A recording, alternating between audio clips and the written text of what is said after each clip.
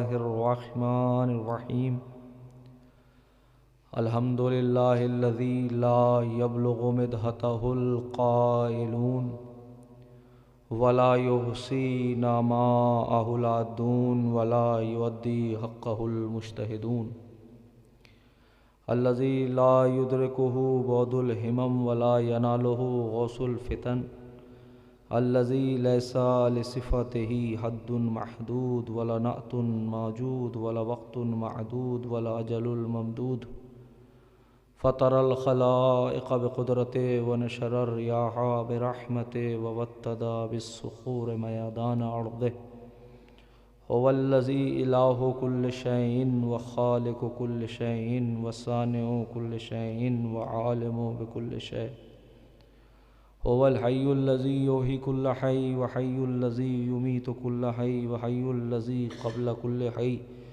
وحي الذي بعد كل حي وحي الذي ليس كمثله حي والصلاة والسلام على رسول الثقلين محبوب رب المشرقين والمغربين جد الحسن والحسين مولانا ومقتدانا أبي القاسم محمد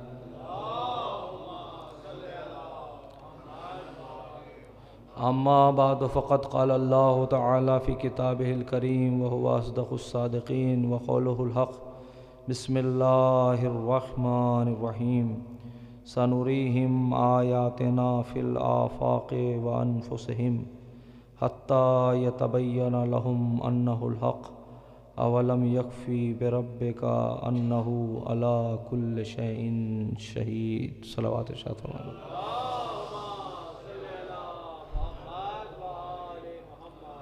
عزیزان محترم اور برادران ایمانی، دوستان عزیز اور بزرگان ملت،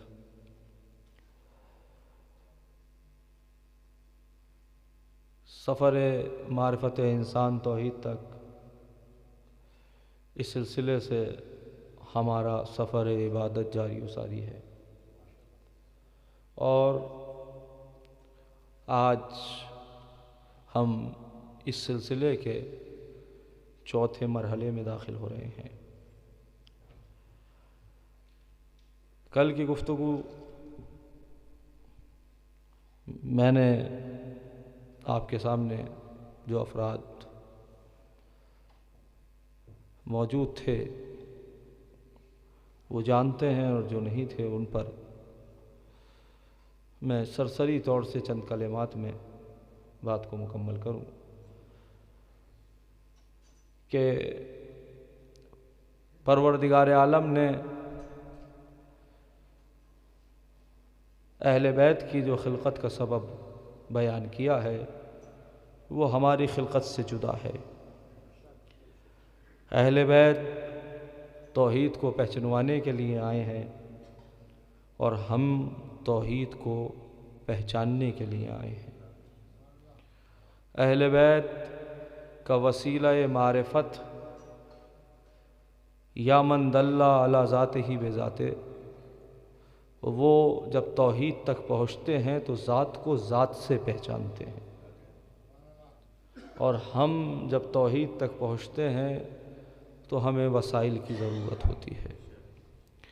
تو میں نے ایک سوال قائم کیا تھا کہ اگر وہ ساری چیزوں میں مختلف ہیں تو وہ ہمارے لیے آئیڈیل کیسے ہو سکتے ہیں؟ اس کا جواب میں نے کل کی مجلس میں وضاحت کے ساتھ آپ کی خدمت میں پیش کیا کہ کیسے وہ ہمارے لیے آئیڈیل ہیں اور کیسے وہ ہمارے لیے نمونہ ہیں۔ اور دوسری طرف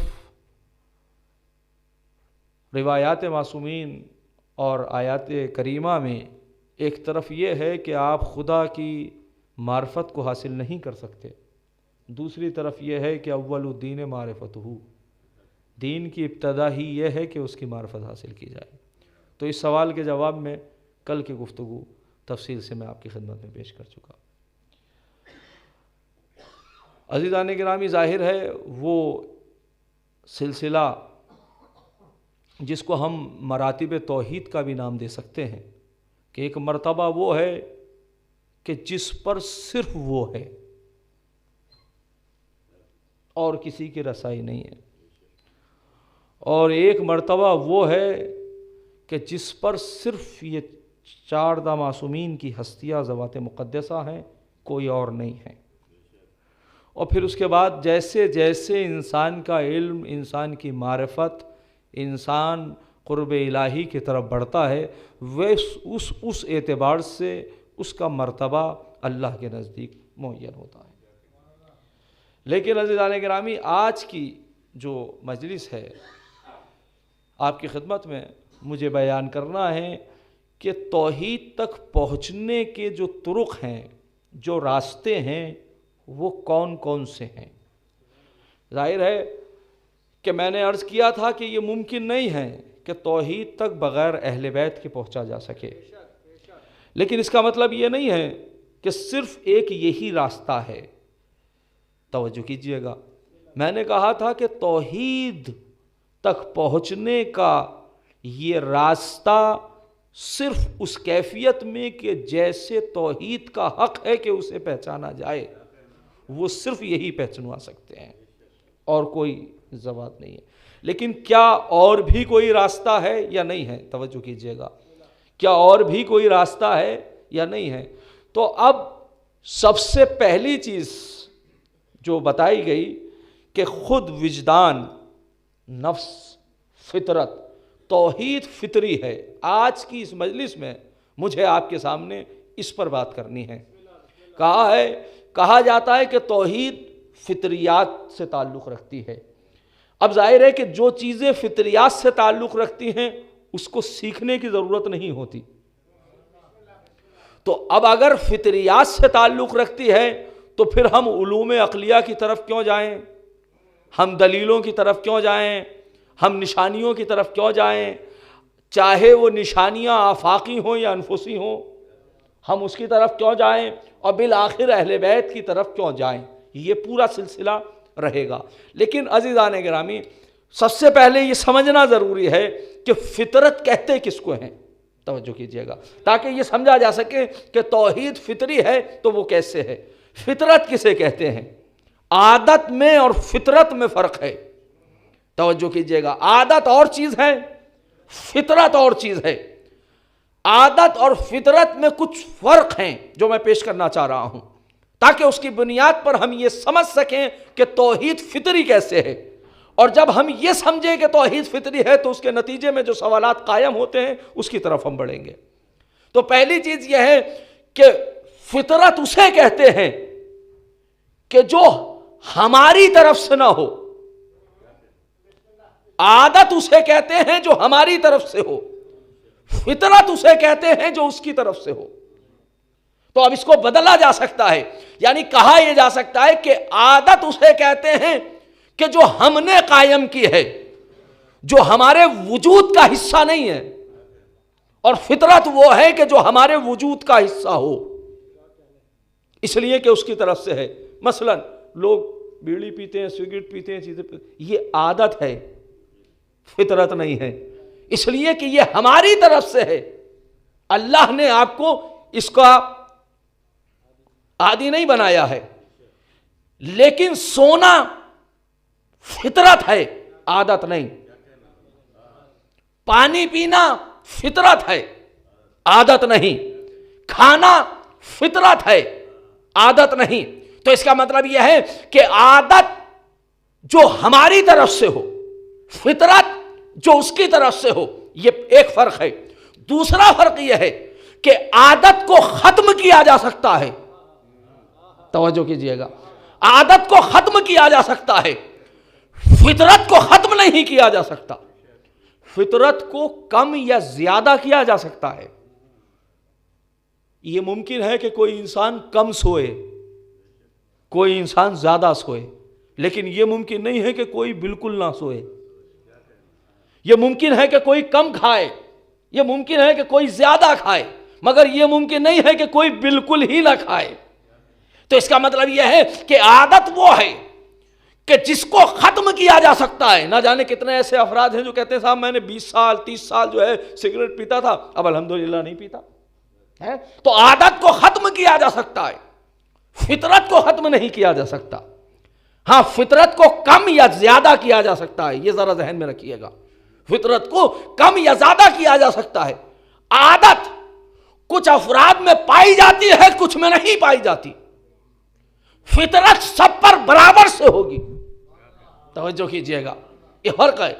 بہت سے افراد سگریٹ نہیں پیتے، بہت سے پیتے، لیکن کیا کوئی ایسا ہے کہ صرف لندن ہی میں پانی پیا جاتا ہے اور کہیں پانی نہیں پیا جاتا؟ کہ صرف لندن میں لوگ سوتے ہیں اور کہیں نہیں سوتے؟ کیا لندن ہی میں لوگ کھاتے ہیں اور کہیں نہیں کھاتے؟ تو یہ فطریات کا تعلق یہ ہے کہ سب پر برابر سے ہوتی ہے۔ بھئی توجہ کیجئے گا، میں کیا عرض کر رہا ہوں، سب پر برابر۔ تو اب یہ تین چیزیں ہو گئیں کہ فطرت ہماری، عادت ہماری طرف سے، فطرت اس کی طرف سے۔ عادت کو ختم کیا جا سکتا ہے، فطرت کو ختم نہیں کیا جا سکتا۔ عادت برابر سے سب میں نہیں ہوتی، کچھ میں ہوتی ہے کچھ میں نہیں ہوتی، فطرت سب میں برابر سے ہوتی ہے۔ اگر یہ بات ہے تو اب اگر یہ کہا جائے کہ توحید فطری ہے، توجہ کیجیے گا، توحید فطری ہے، تو اب اس کا کیا مطلب ہے؟ اب پہلے میں یہ ثابت کروں کہ فطری ہے یا نہیں ہے، بعد میں یہ طے ہو جب فطری ہو تو اس میں تمام فطریات پائے جائیں۔ اس لیے کہ اگر توحید فطری ہے، اس کو ماننا فطری ہے، تو پھر سب کو مواحد ہونا چاہیے۔ توجہ کیجیے گا، اور پھر اس کے ساتھ ساتھ اس کی طرف سے ہے، ٹھیک ہے، لیکن سب پہ برابر سے ہونی چاہیے یا نہیں ہونی چاہیے؟ اور پھر کوئی انسان ایسا نہ ہو جو زمین پر کافر ہو، جو ملحد ہو، جو اس کا انکار کرے، اس لیے کہ جب سب پر برابر سے ہوتی ہے تو چلیے پہلے تو یہ ثابت ہو کہ یہ فطری ہے یا نہیں ہے، اور پھر اس کے بعد پڑھتے ہیں۔ آپ کے ذہنوں کو ذرا تعداد کرنے کے لیے، اور ظاہر ہے نفیس صاحب کے سامنے کیا پڑھنا اور کیا پڑھانا ہے اشعار کو تو بڑا، لیکن بہرحال کیونکہ اب میں اس وادی کی طرف جا رہا ہوں، اس وادی کی طرف جا رہا ہوں تاکہ آپ کے تھوڑے سے ذہن کو میں آمادہ کر سکوں اس سلسلے سے۔ اے عالم نجوم جواہر کے کردگار، جناب محسن نقوی صاحب، اے عالم نجوم و جواہر کے کردگار، مجھ کو بھی گرے شام و سحر کھولنا سکھا۔ اے عالم نجوم و جواہر کے کردگار، مجھ کو بھی گرے شام و سحر کھولنا سکھا، پلکوں پہ میں بھی چاند ستارے سجا سکوں، میزان خصم مجھ کو گوہر تولنا سکھا۔ اب ظاہر ہے مرحلہ سخت ہے، توحید کا مرحلہ ہے، میں ذرا تھوڑا سا دعائیہ کلمات نظم کی شکل میں پیش کر رہا ہوں تاکہ آپ بھی سن لیں، اور میری ایک بہرحال ایک دعا بھی ہے، اس لیے کہ جو بات میں پہنچانا چاہتا ہوں اس مرحلے تک جو ہے وہ گفتگو پہنچ جائے۔ اے عالم نجوم جواہر کے کردگار، مجھ کو بھی گرے شام و سحر کھولنا سکھا، پلکوں پہ میں بھی چاند ستارے سجا سکوں، میزان خصم میں مجھ کو گوہر تولنا سکھا۔ اب زہر ذائقے ہیں زبان حروف کے، ان ذائقوں میں خاک شفا گھولنا سکھا۔ اب آپ شعر دیکھئے گا، اب زہر ذائقے ہیں بھائی، اب زہر ذائقے ہیں زبان حروف کے، ان ذائقوں میں خاک شفا گھولنا سکھا، دل کب سے مبتلا ہے عذاب سکوت میں، تو رب نطق و لب ہے مجھے بولنا سکھا۔ اب ظاہر ہے اس کے حق میں گفتگو ہونی ہے تو اب بولنا ہے اس کے سلسلے سے، توجہ کیجئے گا۔ تو چلیے آخر فطری کیسے ہے؟ سورہ مبارکہ روم میں ارشاد ہوا فَأَقِمْ وَجْهَكَ لِلدِّينِ حَنِيفًا فِطْرَةَ اللَّهِ الَّتِي فَطَرَ النَّاسَ عَلَيْهَا لَا تَبْدِيلَ لِخَلْقِ اللَّهِ ذَلِكَ دِينُ الْقَيِّمِ وَلَكِنَّ أَكْثَرَ النَّاسِ لَا يَعْلَمُونَ۔ توجہ کیجئے گا، فَأَقِمْ وَجْهَكَ، اپنی رخ حیات کو دین حنیف کی طرف موڑ دو، فطرت اللہ التی فطر الناس علیہا، اللہ نے تمام عالم انسانیت کو اپنی فطرت پہ خلق کیا، اپنی فطرت پہ خلق کیا۔ یعنی کیا مطلب؟ یعنی سب کے اندر توحید کا تصور رکھا، خدا کا تصور رکھا۔ یہ قرآن کی ایک آیت ہے، فطرت اللہ التی فطر الناس علیہا لا تبدیل لخلق اللہ۔ اور دیکھو ہم انسانوں کی بات نہیں کرتے، لا تبدیل لخلق اللہ، اللہ کی خلقت میں کوئی تبدیلی نہیں ہے۔ ایسا نہیں ہے کہ کسی کے پاس تصور توحید ہو کسی پہ نہ ہو، اس لیے کہ فطرت ہے تو سب پہ برابر سے ہونی چاہیے۔ لا تبدیل لخلق اللہ. ایسا نہیں ہے کہ صرف یہاں کے لوگوں میں فطرت نہیں ہے یا وہاں کے لوگوں میں فطرت نہیں ہے، نہیں، سب پہ برابر سے. لا تبدیل لخلق اللہ. جب یہ فطرت ہے تو اس میں کوئی تبدیلی نہیں ہے، سب پر برابر سی ہے. لیکن کیا کریں، ذالک دین القیم، ہمارا یہ دین بڑا مضبوط ہے. وَلَكِنَّ أَكْثَرَ النَّاسِ لَا يَعْلَمُونَ، مگر ہم کیا کریں کہ لوگوں کی اکثریت اس بات کو نہیں جانتی. عجیب بات ہے، اگر بات فطری ہے تو جانتی کیوں نہیں؟ بہت توجہ کیجئے گا، یہ سوال اپنی جگہ قائم ہے. تو اب ایک آیت ہو گئی کہ جو اس بات کا دلالت کرتی ہے کہ انسان، اچھا صرف انسان ہی نہیں بلکہ قرآن کہتا ہے ان من شیء الا یسبح بحمدہ، ان من شیء الا یسبح بحمدہ ولکن لا تفقہون تسبیحہم. کوئی شے اس کائنات میں ایسی نہیں ہے جو اس کی تسبیح و تحلیل نہ پڑتی ہو. جو اس کو مانے گا وہی تو اس کی تسبیح پڑھے گا. وَلَكِنَّ لَا تَفْقَهُونَ تَسْبِيحَهُمْ، لیکن تم اس کی تسبیح اور تحلیل کو سمجھ نہیں پاتے، تفقہ نہیں کر پاتے. یہ پوری کائنات کی بات ہو رہی ہے، تم تفقہ نہیں کر پاتے. ہم کبھی کبھی سائنس کی بات کرتے ہیں اور کہتے ہیں اگر کوئی سائنس نے کوئی ترقی کی اور نتیجے میں ہم نے کہا صاحب یہ دیکھیے یہ سائنس آج کیا رہی ہے ہم نے سے 1400 برس پہلے، تو لوگ کہتے ہیں میاں آپ کے پاس اگر آئیڈیا تھا تو آپ ہی نے کیوں نہ عمل کر لیا، اب بتا رہے ہو. تو لیجئے میں ابھی بتا رہا ہوں، ابھی تک کوئی ایسی مشین نہیں بنی جو اس کائنات کی تسبیح کو محسوس کر سکے. توجہ کیجئے گا. اور دیکھیں قرآن یہ نہیں کہتا کہ تم وہاں تک پہنچ نہیں سکتے، قرآن کہہ رہا ہے تم نہیں سمجھ پا رہے ہو، لیکن یہ نہیں کہہ رہا ہے کہ تم کبھی نہیں سمجھ پاؤ گے. توجہ کیجئے گا، باب کھلا ہوا ہے، دروازہ کھلا ہوا ہے. تو لہذا ایک دلیل یہ ہو گئی کہ انسان اس کائنات کا ذرہ ذرہ توحید رکھتا ہے، اور یہی وجہ ہے کہ اس کائنات کے ذرے ذرے میں قرآن نے متعدد جگہ کہا دیکھو یہ انسان کو ہی ہم نے اختیار دیا ہے کہ وہ منکر بن سکتا ہے، لیکن کائنات کی ساری چیزیں مجبور ہیں. ان من شیء الا یسبح بحمدہ، کائنات کی کوئی ایسی شے نہیں ہے جو تسبیح نہ کرے. توجہ کر رہے ہیں؟ تو اب انسان فطری ہے، بہت غور کیجئے گا، توحید انسان میں فطری ہے. یہ ایک دلیل ہو گئی. دوسری دلیل سنیے، عالم زر کا تصور ہے. وَإِذَا خَاضَ رَبُّكَ مِن بَنِي آدَمَ، یاد کرو اس وقت کو کہ جب پروردگار نے بنی آدم سے یہ عہد لیا. اور کیا عہد لیا؟ عالم زر کی بات ہے، ابھی انسان دنیا میں نہیں آیا. کیا عہد لیا؟ الست بربکم، کیا میں تمہارا پروردگار نہیں ہوں؟ قالوا بلا، سب نے کہا ہاں تو ہمارا پروردگار ہے. کہا دیکھو اب گواہ رہنا، قیامت میں یہ نہ کہنا کہ ہم غفلت کرنے والوں میں سے تھے. تو اب یہ چیز فطرت میں موجود ہے. توجہ کیجئے گا، فطرت میں ہے. تو دو آیتیں میں نے آپ کے سامنے پیش کر دی.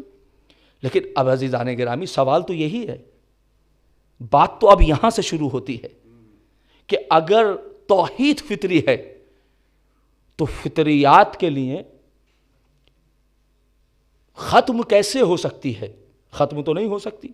تو پھر کیوں یہ بہت سارے لوگ ہیں جو توحید پرست نظر نہیں آتے؟ سب پہ برابر سی ہونی چاہیے، سب پہ برابر سی ہونی چاہیے یا نہیں ہونی چاہیے؟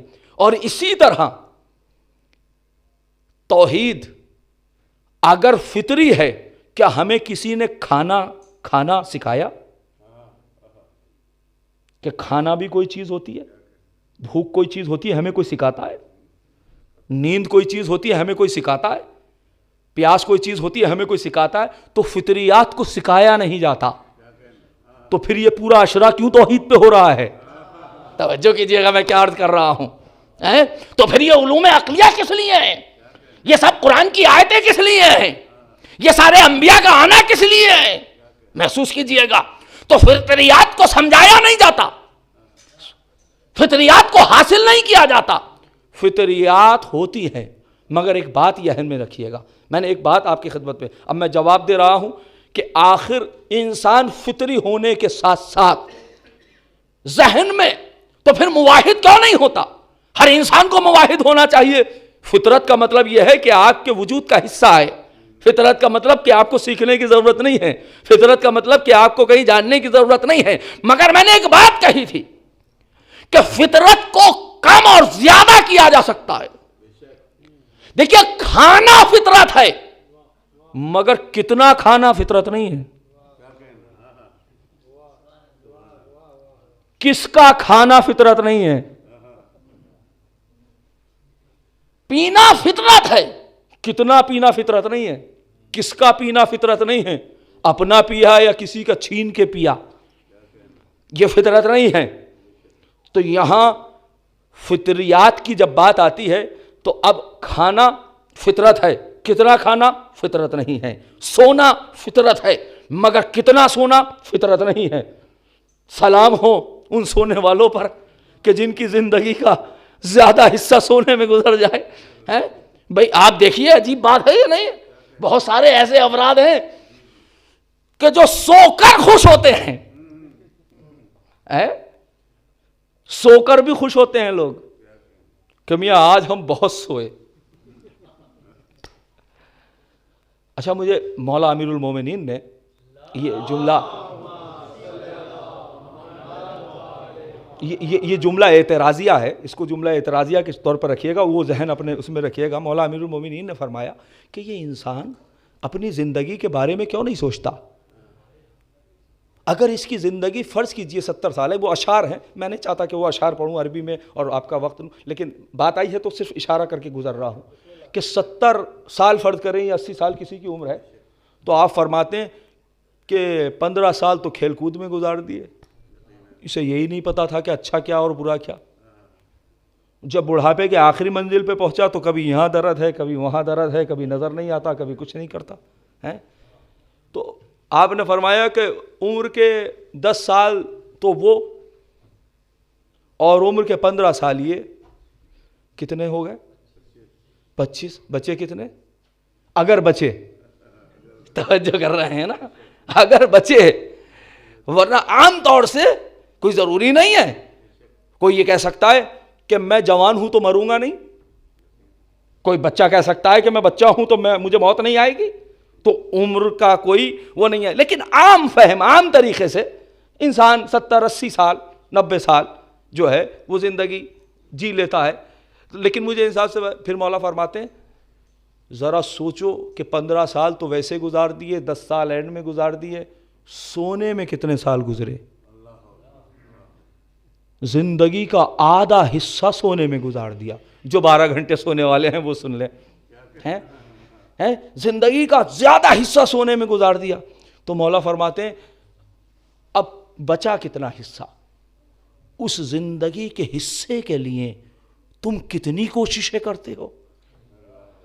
تم جاب کی تلاش، مکان، جگہ، ساری چیزوں کو دیکھتے ہو، اور حق ہے کہ دیکھو، یہ نہیں کہا کہ نہیں دیکھو، کہا حق ہے کہ دیکھو. مگر یہ سوچو کہ جب چند سالوں کے لیے اتنا اہتمام ہے تو جہاں ہمیشہ رہنا ہے وہاں کتنا اہتمام ہونا چاہیے. توجہ کیجئے گا، یہ متوجہ کیجئے گا. تو اب بات ہو رہی تھی، یہ تو ایک جملہ اعتراضیہ کے طور پر میں نے آپ کو بات کی. تو لہذا سونا عادت ہے، کتنا سونا عادت نہیں ہے. کہاں سونا عادت نہیں ہے؟ رونا فطرت ہے. کہاں رونا فطرت نہیں ہے؟ اگر آپ متوجہ ہوں. اس لیے کہ کبھی اگر بچہ روئے تو چھپایا جاتا ہے، کوئی بزرگ غلط جگہ روئے تو پھر چھڑکا بھی جاتا ہے کہ یہ جگہ رونے کی نہیں ہے. تو رونا فطرت ہے. کہاں رونا فطرت نہیں ہے. کتنا رونا فطرت نہیں ہے. فطرت نہیں ہے کا کیا مطلب ہے؟ یعنی آپ کے اختیار میں ہے. اس کا مطلب یہ ہے کہ فطرت اختیار میں بھی نہیں ہوتی. توجہ کیجئے گا. سو سکتے ہیں، اس حد تک تو آپ کا اختیار ہے کہ آپ 24 گھنٹے نہ سوئیں، 48 گھنٹے نہ سوئیں، 50 گھنٹے نہ سوئیں، 100 گھنٹے نہ سوئیں، لیکن ایک مرحلہ وہ آئے گا کہ بات اختیار سے نکل جائے گی، ہے نا. تو کم اور زیادہ کیا جا سکتا ہے. کوئی انسان 4 گھنٹے سوتا ہے، 12 گھنٹے کر سکتا ہے، 16 گھنٹے بھی سو سکتا ہے اور 3 گھنٹے بھی سو سکتا ہے. تو یہ ہے عادت، لیکن سونا فطرت ہے. تو میں کہنا یہ چاہ رہا ہوں کہ عادت کو، فطرت کو کم یا زیادہ تو کیا جا سکتا ہے، اس کو وقتی طور سے دبایا تو جا سکتا ہے، مگر ختم نہیں کیا جا سکتا، مگر ختم نہیں کیا جا سکتا، دبایا جا سکتا ہے. اچھا اب آپ دیکھیے دبانے کی کیفیت. آپ نے اپنی زندگی میں اس طرح سے دیکھا ہوگا کہ کبھی کبھی انسان کوئی کام میں مصروف ہوتا ہے، اسے بھوک لگی کہ چلے پہلے میں یہ کام نپٹا لوں پھر بعد میں جو ہے کھانا کھاؤں گا. لیکن جب وہ کام میں مشغول ہو گیا تو اتنا مصروف ہوا کہ اپنی بھوک بھول گیا. ایسا ہوتا ہے یا نہیں ہوتا؟ اور جہاں کام ختم ہوا فوراً متوجہ ہوا، ارے کھانا تو کھایا ہی نہیں. یہ کیا ہے؟ یہ ہے کہ جب سامنے کوئی شے آتی ہے تو فطرت دبنے لگتی ہے. توجہ کیجئے گا، فطرت کو دبایا جا سکتا ہے، ختم نہیں کیا جا سکتا. اور دبایا کیسے جا سکتا ہے؟ قرآن نے اس کی دلیل دی، کلا بل ران علی قلوبہم ما کانوا یکسبون. دیکھو ان کے دلوں پہ زنگ آ گیا ہے. کس وجہ سے؟ کہ جو انہوں نے کام انجام دیے ہیں. اب آپ سنیے گا کہ کس طریقے سے فطرت کو دبایا تو جا سکتا ہے مگر فطرت کو ختم نہیں کیا جا سکتا ہے. اب عزیزان گرامی آپ محسوس کیجئے گا، اگر آپ کے سامنے شیشہ ہو، شیشے کے اوپر غبار ہو، نظر آئے گا؟ زنگ آ جائے نظر آئے گا؟ نہیں آئے گا نا. کیوں؟ کیا شیشے کی فطرت دکھانا نہیں ہے؟ بھئی شیشے کی فطرت دکھانا ہے کہ آپ دیکھیں تو وہ دکھائے، مگر دکھا کیوں نہیں رہا؟ اس لیے کہ غبار ہے، اس لیے کہ زنگ آ چکی ہے. بھئی یہی تو کیفیت ہے توحید کی. توجہ کیجئے گا، جب انسان اس دنیا میں آتا ہے، معاشرہ، ماحول، اسکول، دنیا، یہ سارے معاملات میں جب انسان پڑھتا ہے تو اس کے فطرت کے اوپر ایک غبار آ جاتا ہے. فطرت کے اوپر ایک غبار آتا ہے، فطرت کے اوپر ایک زنگ آنے لگتا ہے. تو اب وہ چیز اس کو متوجہ نہیں کرتی توحید کی طرف، لیکن جب یہ غبار ہٹے گا تب نظر آئے گا. یہی کیفیت ہے کہ فرعون جیسا جو کہہ رہا تھا انا ربکم الاعلی، میں تمہارا پروردگار ہوں، لیکن جب ڈوبنے کی بات آئی تو کہا آمنت برب ہارون و موسیٰ، میں موسیٰ اور ہارون کے رب پر ایمان لایا. پتہ یہ چلا کہ جب مادیت کے پردے سامنے ہٹتے ہیں، زنگ ہٹتی ہے، تو پھر فطرت نکھر کے سامنے آ جاتی ہے. فطرت نکھر کے سامنے آتی ہے. یہی تو وجہ ہے جو میں نے کل آپ کی خدمت میں پیش کیا تھا کہ جب ایک شخص آیا اور ایک مرتبہ امام سے پوچھنے لگا، فرزند رسول میں کیسے خدا کو پہچانوں؟ کہا هل رکبت علی السفینہ، کیا کشتی پر سوار ہوا ہے؟ کہا ہاں ہوا ہوں. پھر امام نے ساری کیفیات کو بتائی، میں کل پیش کر چکا ہوں لہذا تفصیل میں نہیں جانا چاہتا.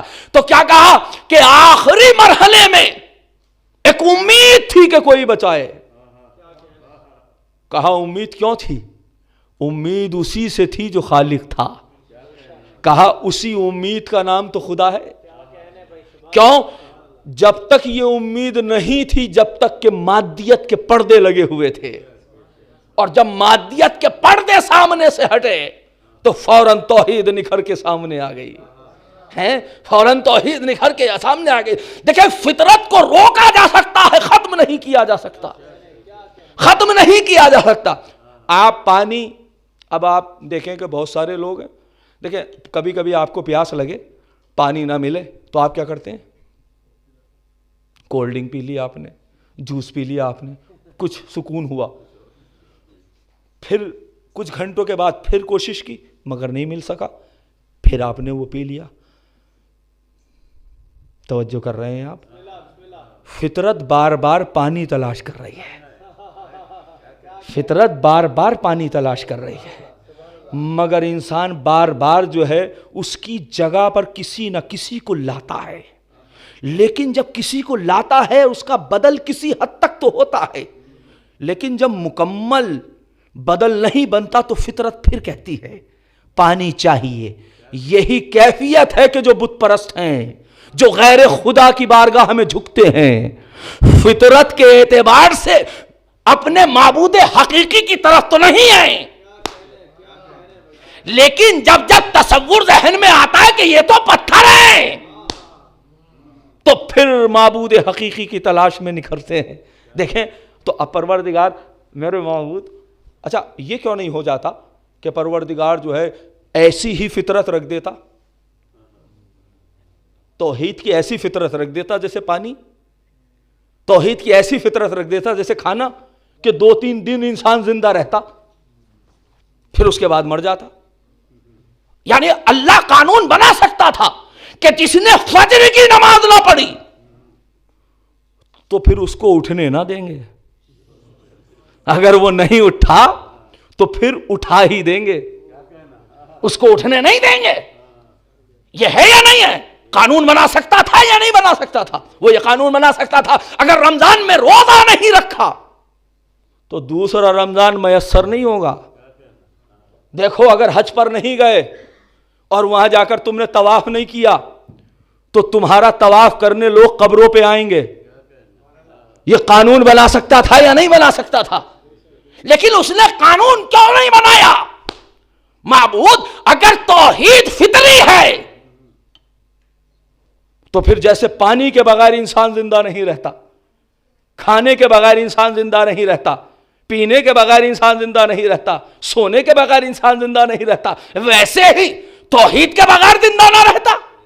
کہا ہم یہی تو بتانا چاہ رہے ہیں کہ اگر پانی کو ہم نے مجبوری بنایا ہے تو پھر اس میں امتحان نہیں لیا۔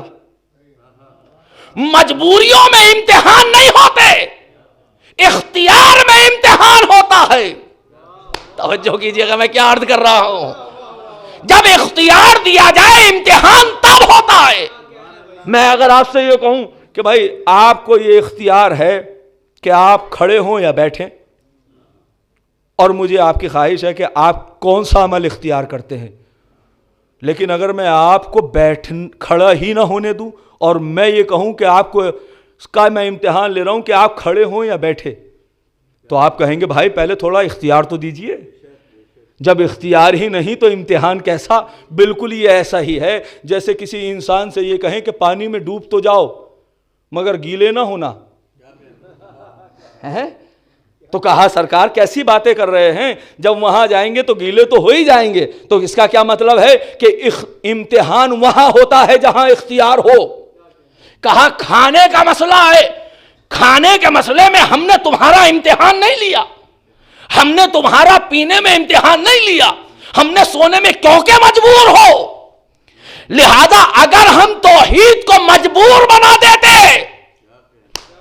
تو پھر امتحان کہاں ہوتا؟ اور جب امتحان نہیں ہوتا تو پھر جزا اور سزا کیسے ہوتی؟ لہذا ضرورت ہے کہ ہم تمہیں اختیار دیں، ہم تمہیں اختیار دیں کہ چاہے توحید کو قبول کرو یا توحید کو قبول نہ کرو۔ تو اس کا مطلب یہ ہے کہ فطریات 2 طریقے کے ہیں۔ ایک فطرت وہ ہے جس کے بغیر زندہ نہیں رہ سکتے، ایک فطرت وہ ہے کہ جس کے بغیر زندہ رہا جا سکتا ہے، اس میں اختیار دیا ہے۔ اب دیکھیے میں آپ کو کہتا ہوں، اچھا انسان کی فطرت ہے نہیں ہے کہ وہ کمال کو پسند کرتا ہے، جمال کو پسند کرتا ہے، یہ فطرت کا تقاضا ہے یا نہیں ہے؟ لیکن یہ ایسا اختیار ہے کہ اگر تعصب کی اینک لگائے ہوئے ہو انسان اور 2 عالم ہوں تو جو اچھا عالم ہے اس کی طرف نہ جائے۔ تعصب کی اینک ہے، کوئی اچھا شاعر ہو، 2 شاعر ہیں، ایک میرا رشتہ دار ہے، میرا عزیز ہے، اچھا شاعر نہیں ہے مگر ایک بہت اچھا شاعر ہے، تو دل تو کہہ رہا ہے کہ کمال ادھر ہے مگر میرا اختیار ہے کہ ادھر جاؤں۔ سمجھ رہے ہو؟ تو یہ فطرت کے خلاف پڑھ رہا ہوں، فطرت کے خلاف پڑھ رہا ہوں۔ جب فطرت کے خلاف پڑھو گے تو یہیں سے اختیار اور امتحان شروع ہوگا۔ اور جب امتحان کی منزل آئے گی تو پھر جزا اور سزا کی کیفیت سامنے آئے گی. جب جزا اور سزا کی کیفیت سامنے آئے گی تو موحدین اور غیر موحدین الگ ہو جائیں گے.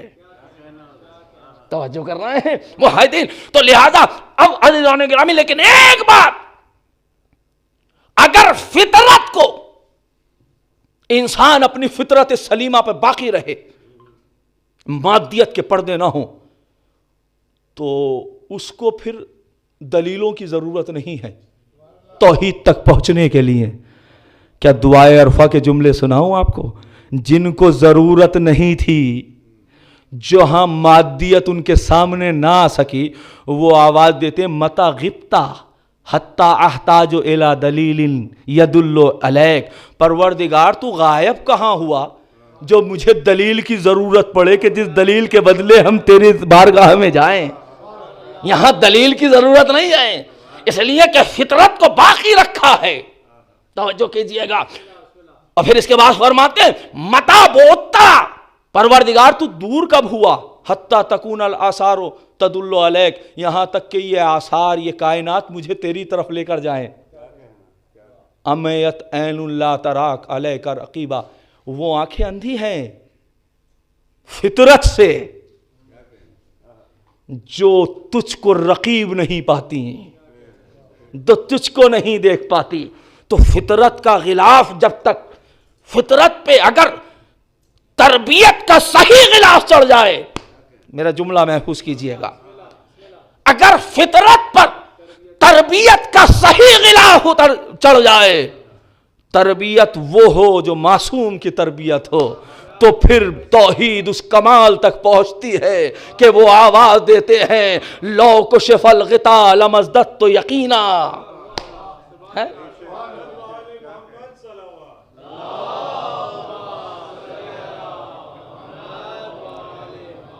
لیکن ایک چیز ہے جو بہت اہم ہے، اور وہ بہت غور کیجئے گا جو بات میں عرض کرنا جا رہا ہوں. تو لہذا فطرت کا جو پہلو ہے اس کو ختم نہیں ہونا چاہیے، اس فطرت کو باقی رکھو.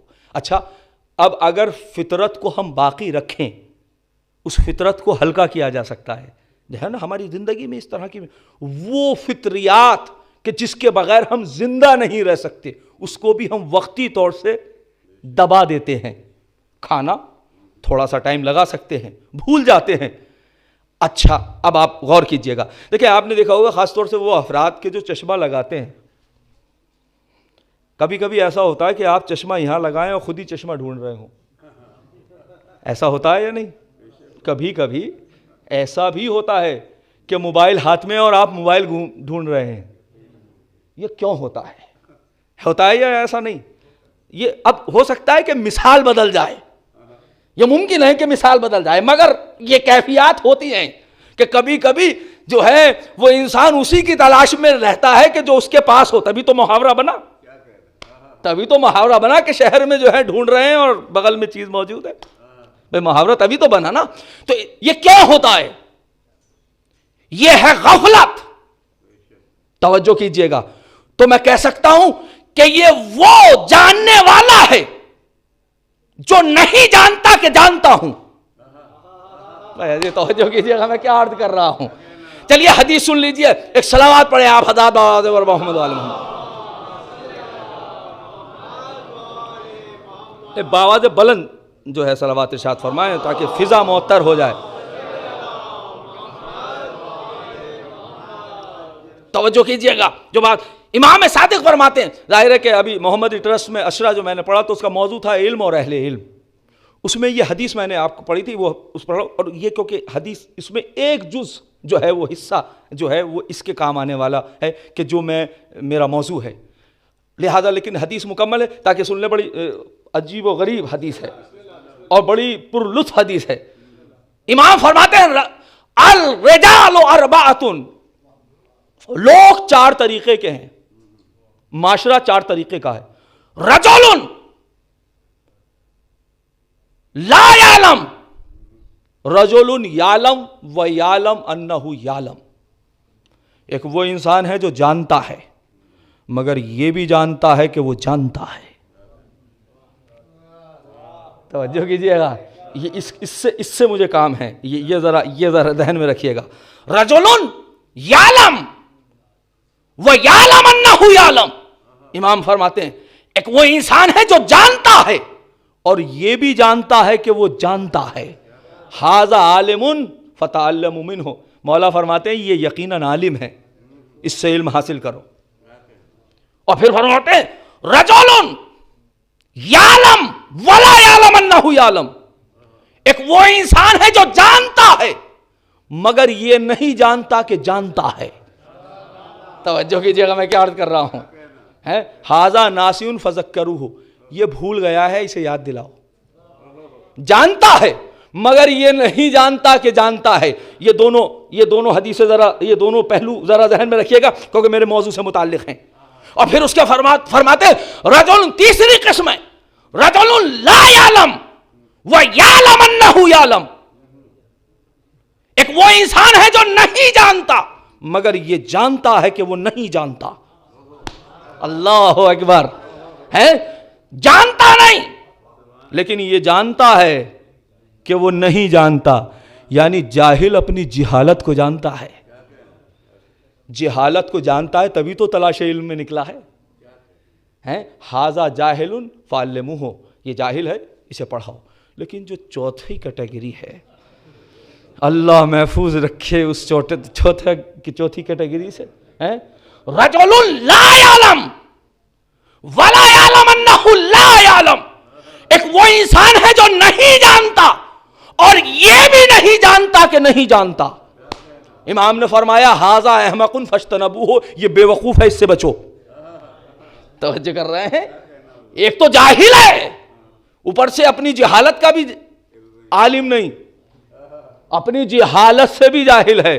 یعنی ڈبل جہالتیں جہاں جمع ہو جائیں، جس کو جہل مرکب کا نام دیا جاتا ہے. اور وہ جہل بسیط ہے جہاں ایک جہالت ہے. جاہل تو ہے مگر یہ جانتا ہے کہ جاہل ہے. جہالت کو جاننا بھی علم ہے. توجہ کیجئے گا. جہالت کا جاننا بھی علم ہے. رجل لا یعلم ولا یعلم انہ لا یعلم. یہ وہ انسان ہے جو نہیں جانتا اور یہ بھی نہیں جانتا کہ نہیں جانتا. ایک تو جاہل، اوپر سے اپنی جہالت کو بھی نہیں جانتا. امام نے فرمایا یہ بے وقوف ہے. فاجتنبوہ، اس سے بچو. تو امام نے فرمایا اس سے بچو. وہی قرآن نے کہا وَإِذَا خَاطَبَهُمُ الْجَاهِلُونَ قَالُوا سَلَامًا. اگر جاہل مرکب تمہارے پاس آئے تو سلام کر کے گزر جاؤ. مقاشنہ نہ کرنا. اس لیے کہ ایسوں سے ہم کلام ہونا اپنے آپ کی توہین کرانا ہے. اب یہ آپ دیکھیے کون کہاں کیسا ہے، لیکن طریقہ یہی ہو کہ پہلے اپنے آپ سے شروع کرے انسان، ہے نا. ظاہر ہے وہی صحیح ہوتا ہے جو اپنے آپ سے شروع کیا جائے. تو اب عزیزان گرامی، تو یہ 4 قسمیں ہیں. تو جاہلوں سے تو ہمارا مطلب ہے نہیں، کیونکہ ہم بات کر رہے ہیں توحید کی. صحیح ہے. تو ایک وہ انسان جو جاہل ہے مگر نہیں جانتا کہ جاہل ہے، اس کو آپ ایک طرف رکھ دیجئے. ایک وہ انسان ہے تو جاہل ہے مگر یہ جانتا ہے کہ جاہل ہے. یعنی یہ ایسی جہالت ہے جو علم کے قریب ہے. ایسی جہالت جو ہے وہ مذموم نہیں ہے، روایات اہل بیت میں مطلوب ہے. اچھا، اب یہ 2 جو ہیں، ایک وہ انسان جو جانتا ہے مگر نہیں جانتا کہ جانتا ہے. اس کی مثال وہی چشمے والی ہے. یہ جانتا ہے مگر نہیں جانتا کہ جانتا ہے کہ چشمہ یہاں ہے. توجہ کر رہے ہیں. کام میں بھائی ابھی بھوک لگ رہی تھی، تھوڑی دیر پہلے وہ کام میں لگ گیا اور اب کام میں اتنا مصروف ہو گیا کہ بھول گیا کہ بھوکا بھی ہے.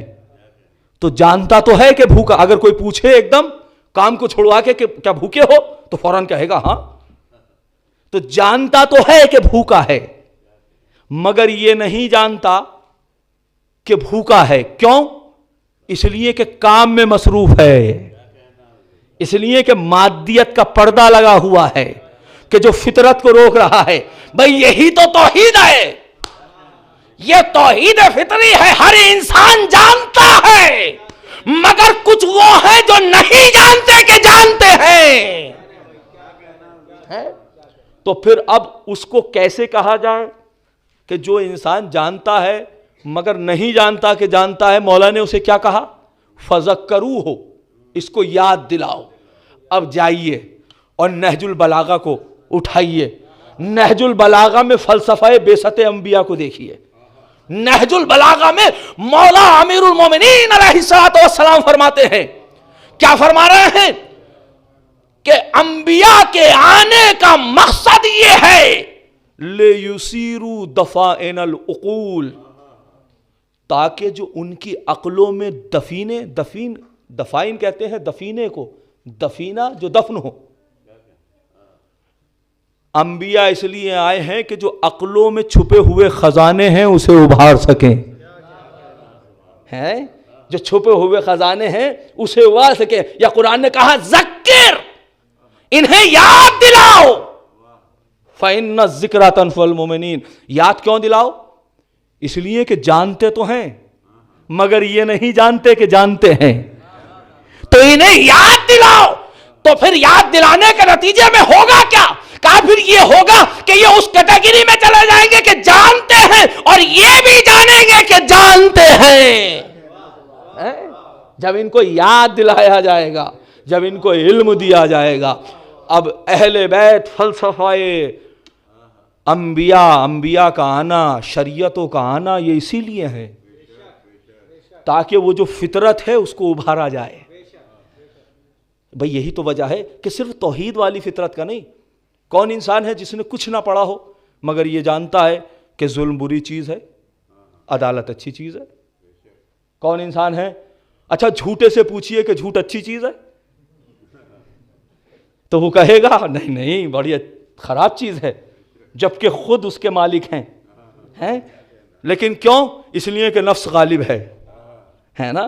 مہدیت کا پردہ نفس کے اوپر ہے، عقل کے اوپر ہے، تو لہذا بیان نہیں فرما رہے ہیں، ورنہ ایسا نہیں ہے۔ تو اب یہ سامنے کی چیزیں ہیں، لیکن پھر کیوں قرآن نے کہا کہ تم جھوٹ بولنے والوں میں سے نہ ہو جانا، تمہارا معیار عدل ہونا چاہیے؟ کیوں خطیب نہج البلاغہ فرما رہے ہیں کہ اگر مجھے اقالیم سبا دے دیے جائیں، میاں ہمیں 700 پاؤنڈ دے دیے جائیں تو کتنے جھوٹ بلا لو، ہیں؟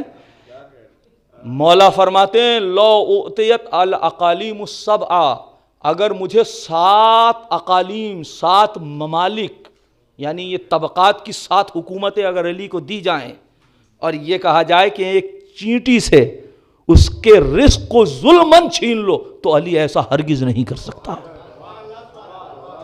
توجہ کر رہے ہیں؟ تو علی ایسا ہرگز نہیں کر سکتا۔ کیوں؟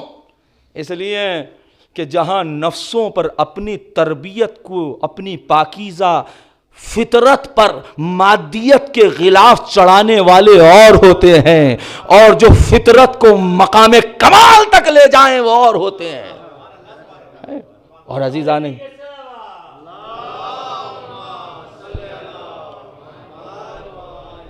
ظاہر ہے کہ دیکھیں اب بات مکمل کر رہا ہوں، ختم کر دی میں نے گفتگو، تو پھر توحید فطری ہے۔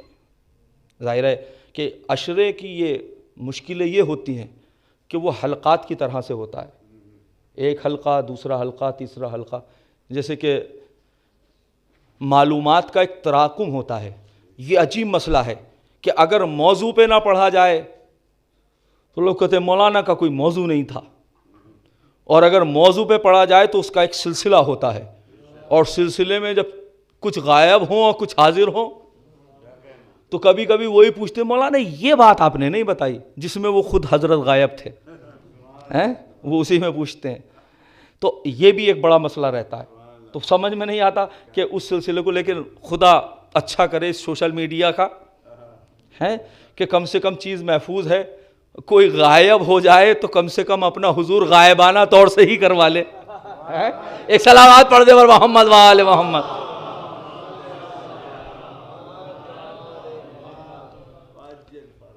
تو لہٰذا یہ بس میرے عزیزو، توحید فطری ہے، اس فطرت کو باقی رکھنا ہے۔ اگر یہ فطرت باقی رہ جائے تو پھر انسان یہ سارے فطریات کو تربیت دینے کے لیے تو اہل بیت آئے. مقصد اہل بیت یہی تھا کہ فطرت کو اس اعتبار سے پروان چڑھایا جائے. ظاہر ہے کہ پینا فطرت ہے، مگر یہ آئے یہ بتانے کے لیے کہ کیا پینا چاہیے اور کیا نہ پینا چاہیے. کھانا فطرت ہے، مگر یہ آئے بتانے کے لیے کہ کیا کھانا صحیح ہے کیا کھانا غلط ہے. یہ سونا فطرت ہے، مگر یہ بتانے کے لیے آئے کتنا سونا چاہیے اور کہاں سونا چاہیے. ساری یہ چیزیں فطریات ہیں. اللہ نے اسی لیے کہا ہم نے تمہارے نفسوں میں اتارا ہے، شریعت کو دین کو تمہارے نفسوں میں اتارا ہے. لیکن ہم جانتے ہیں کہ جہاں ہم نے تمہاری فطرت میں دین کو رکھا ہے وہاں ہم نے خواہش کو بھی رکھا ہے. اور جب خواہش اور عقل آپس میں ٹکرائیں، عقل کہے کہ ایسا کرو جو فطرت کی آواز بنتی ہے، اور خواہش کہے کہ ایسا کرو وہ بھی فطرت ہی کی آواز ہے. اس لیے کہ فطرت، غصہ فطرت ہے، محبت فطرت ہے، لیکن غصہ کہاں کرنا چاہیے یہ بتائیں گے. وَالْكَاظِمِينَ الْغَيْظَ وَالْعَافِينَ عَنِ النَّاسِ وَاللَّهُ يُحِبُّ الْمُحْسِنِينَ. جو غصے کو پی جانے والے ہوتے ہیں، یہ نہیں کہا کہ جو غصے کو ختم کر دینے والے ہوتے ہیں. بھئی اگر غصہ ختم کرتا تو ہم دیتے کیوں؟ اگر ختم ہی کرنا اور تم کر بھی نہیں سکتے، جو ہم نے فطرت دی ہے اسے ختم بھی نہیں کر سکتے. ہاں، بے حیائی کی چادر اوڑھ کر، اپنی تربیت کو بے حیائی کی چادر میں لپیٹ کر بے غیرت بن سکتے ہو، بے شرم بن سکتے ہو، مگر جب بھی کوئی ایسا موقع آئے گا کہ خالص فطرت مادیت کے پردے ہٹیں گے تو خالص فطرت خود آواز دے گی کہ کیا ہونا چاہیے. بس میرے عزیزو، کربلا میں، لیکن کربلا وہ مرکز ہے جہاں فطرتوں کو بدل دیا گیا ہے. مجھے معاف کیجئے گا، یہ اس جملے کو محسوس کیجئے گا. آل محمد دنیا میں انبیاء کرام اس لیے آئے کہ فطرتوں کو تربیت کے لباس پہنائیں اور تربیت فطرت کو اس راستے کی طرف لے جائیں کہ جو صحیح راستہ ہے تربیت کا. لیکن کربلا وہ مقام ہے کہ جہاں صرف فطرت کو کمال عطا نہیں کیا، وہاں پر فطرتوں کو بدل دیا گیا. ورنہ کیا آپ نے کبھی سنا ہے کہ 6 مہینے کے بچے میں شعور نصرت ہو؟ جہاں فطرت کو بدل دیا جائے اسے کربلا کہتے ہیں. کربلا فطرتوں پر حاکم ہے. کربلا فطرتیں کربلا کے اوپر حاوی نہیں ہو سکتی. کربلا فطرتوں پر حاوی ہے. مجھے انصاف سے بتائیے کہ جہاں اتنے ظلم، ظاہر ہے علی اکبر کی جب شہادت حسین نے سنی تو کیا کہا؟ میرے لال میری آنکھوں کا نور چلا گیا، الدنیا بعدک الافا. علی اکبر جب علی اصغر کے تیر لگا تو حسین 7 مرتبہ آگے گئے، 7 مرتبہ پیچھے. امامت کہہ رہی تھی حسین قدم کو آگے بڑھائیے. باپ کا دل کہہ رہا تھا کہ اگر رباب نے پوچھا تو کیا جواب دوں گا. ماں نے پوچھا تو اس لیے کہ ماں وہ ہے کہ جو تربیت اپنے دل، ماں کا دل رکھتی ہے اپنے سینے میں. تربیتوں کے اوپر ہر انسان حاکم نہیں ہوتا. ماں کو کیا جواب دوں گا. عباس کے جب شان قلم ہوئے تو حسین نے کمر کو پکڑ کر یہ کہا، الان انکسر ظہری. بھیا عباس تیرے مرنے سے حسین کی کمر ٹوٹ گئی، مگر مجھے مقتل میں کوئی ایسی جگہ بتائیے کہ جہاں کہا ہو کہ یہاں میری ہمت ٹوٹ گئی. حسین کی کمر ٹوٹی ہے، حسین کی ہمت نہیں ٹوٹی. اور حد یہ ہے کہ 6 مہینے کے بچے کے جب تیر لگا ہے نا تو ثبات قدم حسین یہ ہے کہ بچے نے تیر منقلب ہو کر اپنے گلے پر لے لیا. بچہ تیر کھا کر منقلب ہو گیا. کیوں؟ اس لیے کہ تیر اتنا بڑا تھا, 6 مہینے کا بچہ اتنا چھوٹا تھا, 6 شعبہ تیر جب چلا بچہ منقلب ہو گیا. عزیزو یہ حسین کا ثبات قدم تھا, ورنہ حسین آگے پیچھے ہو سکتے تھے. مقتل کے جملے فانقلب الصبی علی طفل الامام, بچہ امام کے ہاتھ پر منقلب ہوا ہے, مگر امام کے ثبات قدم میں کوئی لرزش نہیں آئی. جہاں فطرتوں پہ حکومت ہو اسے کربلا کہتے ہیں. اللہ اکبر. عزیزو ہو سکتا ہے کوئی کہے یہ تو امام ہے, لیکن ہاں جنہوں نے امام نے جن کی تربیتیں کی تھیں ان کو بھی اس مقام پر لا کر کھڑا کر دیا کہ فطرتوں کو بدل دیا. ورنہ مجھے دنیا میں کوئی ایسی ماں بتائیے کہ جو اپنے جوان بیٹوں پہ نہ روئے, لیکن اللہ یہ زینب ہے, زینب آواز دیتی ہے میں اپنے بھیا پر گریہ کروں گی, میں آل محمد پر نہ رہوں گی. یہ زینب کہ جو تنہا یہ زینب ہے. بس عزیزوں میں ختم کر رہا ہوں گفتگو. مجھے انصاف سے بتائیے, خاتون زیادہ نرم دل ہوتی ہے بنسبت مرد کے, لیکن جب خیام جل رہے ہیں زینب نے سید سجاد کو اٹھایا. یہ بتایا جا رہا ہے کہ یہاں تربیت والے بھی فطرتوں پہ حکومت رکھتے ہیں. لیکن زینب جب گئی ہیں 11 محرم کو تو ایک مرتبہ بھائی کے لاشے پہ آنے کے بعد یہ جملے کہے ہیں, انت اخیل حسین, کیا تو میرا بھائی حسین ہے؟ عزیزو اس جملے میں اتنا کرب ہے, انت اخیل حسین, کیا تو میرا بھائی حسین ہے. ایسا نہیں ہے کہ زینب نہ پہچان سکے, مگر ہمیں بتانے کے لیے بتا رہی ہے. ارے کیفیت اتنی ہے, اگر علم زینبی نہ ہو تو لاشا پہچانا نہیں جا سکتا.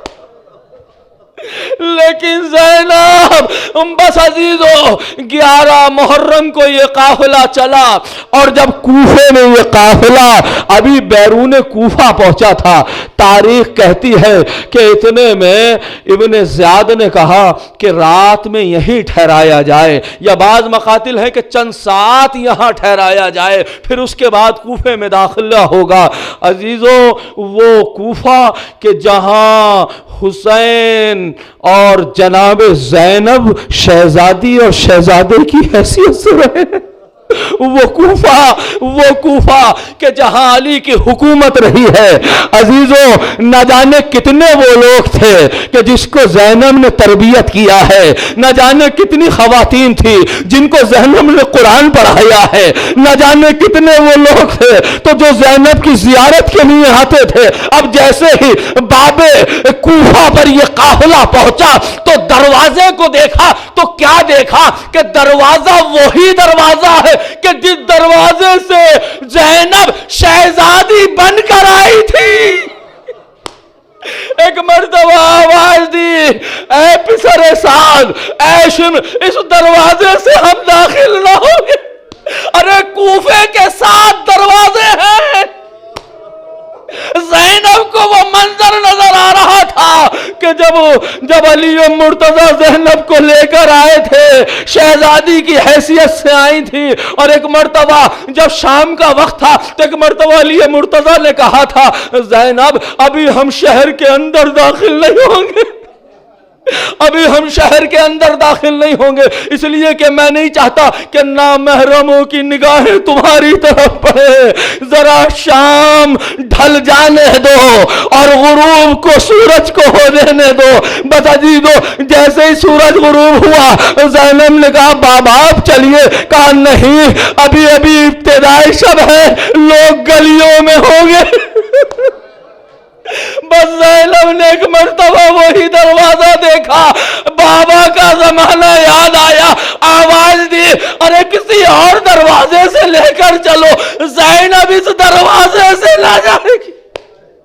بس ایک مرتبہ شمر آگے بڑھا، آنے کے بعد عجیب جملہ کہتا ہے، خدا کی قسم عزیزو نیزہ مار دینا آسان ہے مگر لفظوں کے نیزے بڑے سخت ہوتے ہیں۔ زینب سے ایک جملہ کہتا ہے، زینب تمہیں اسی جو ہے وہ باب سے داخل ہونا پڑے گا، اسی دروازے سے داخل ہونا پڑے گا۔ کیا سمجھتی ہو؟ کیا تم ابھی بھی اپنے آپ کو شہزادی سمجھتی ہو؟ عزیزو یہ وہ جملہ تھا جو زینب لرز گئی، آواز دی، ارے کیا تو زینب کو کمزور سمجھتا ہے؟ سکینہ میرے قریب آؤ، ام کلثوم میرے قریب آؤ، میں ہاتھوں کو بلند کرتی ہوں، ابھی یہ سب فنار ہو جائیں گے۔ بس عزیزو یہ پہلا اور آخری موقع تھا، زینب نے دستے دعا بلند کیے، لیکن جیسے نوکے نیزہ پر حسین کا سر دیکھا، آنکھوں سے آنسو، اے زینب، اے میری بہن، ارے میری محنتوں کو رائے گا نہ ہونے دینا۔ زینب تمہیں کوفہ و شام کے مرحلے طے کرنا ہے۔ واہ زینبا واہ علی۔